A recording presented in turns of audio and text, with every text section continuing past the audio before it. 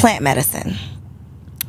Let's talk about it, because the people are talking about it, but are they talking about it with the right people? There's a lot of misinformation out here on these internet streets. Yeah. And I can vouch for you, right? Mm-hmm. I think that's important. Let's talk about that too, having people on these platforms that you can't vouch for. Yeah. Okay, we can vouch for Aki. I know that you are not just out here doing something you heard about, right? There's certain things that you've experienced yourself personally several times over before you start introducing them publicly, right? So just talk briefly about what plant medicine is and maybe like some of the types of plant medicine for people who may be unfamiliar. Understood. So plant medicine, first of all, this is in what I would call ancient technology. This is indigenous technology.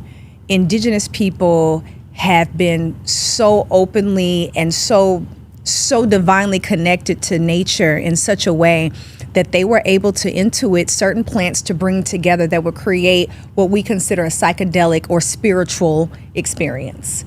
And in that experience, people are able to address many different things. They're able to address life traumas. They're able to address addiction. They're able to address all types of, PTSD, different types of pain, and fear.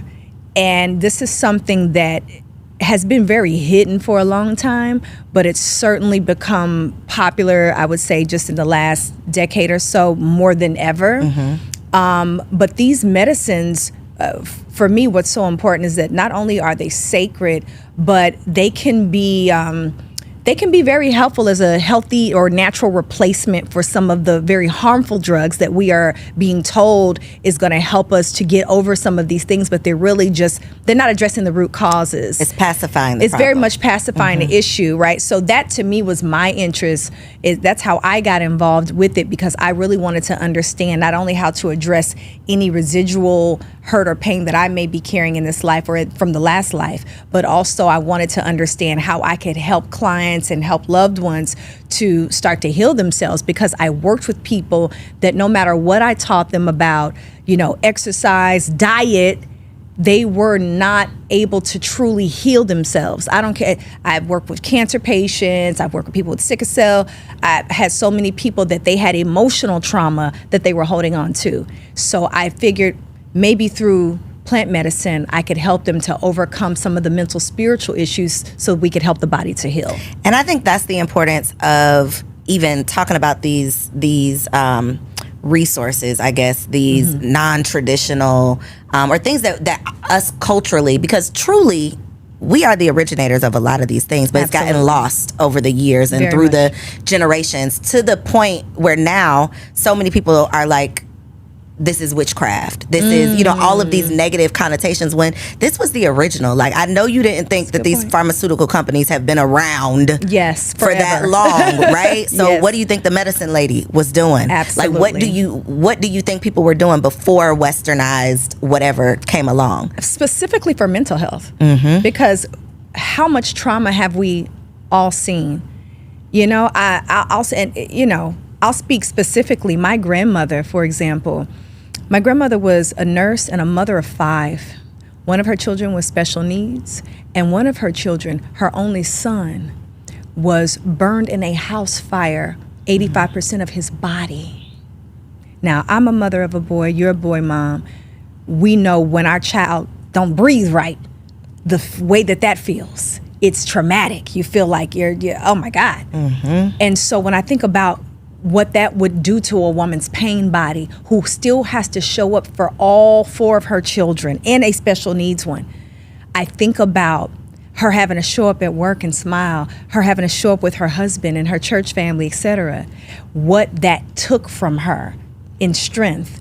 So when I think about what we've passed down in trauma, fear, just being in an environment where racism has been the majority of the experience for Black people in America alone, brown people have such need for these medicines. That also for me was a huge interest, and I can proudly say that I have personally brought in maybe over 2,000 to 3,000 people into plant medicine, Black and brown people here in the Midwest and the South.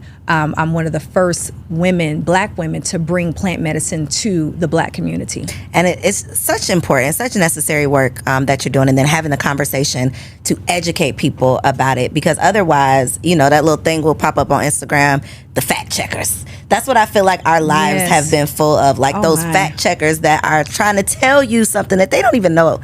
They don't know the truth, but they want to fact check what they think you got going on, and just steering the conversation in different ways. And then people are truly suffering because they are afraid of what could truly save them or heal them, at least. But we're so caught up in the fact that our doctors are the end all be all. Our doctors have our best interest at heart. The pharmacist down at the pharmacy is going to save your life. And that is not the case. And so I think just having these conversations about there being alternatives, right? You don't have to only, there's more than one way, I guess, to find a solution to the problem. You got options. And I think it's important to note too, that, ayahuasca, psychedelic fungus, all of these things, they're not necessarily tools that cure and fix anything per se. And I think that's very important, because people, they may say, well, I knew this person and they did that, and, their character is still flawed, or they're still dealing with trauma,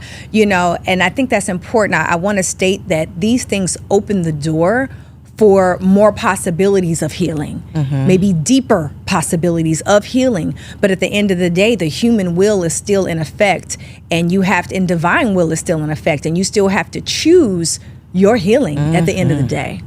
And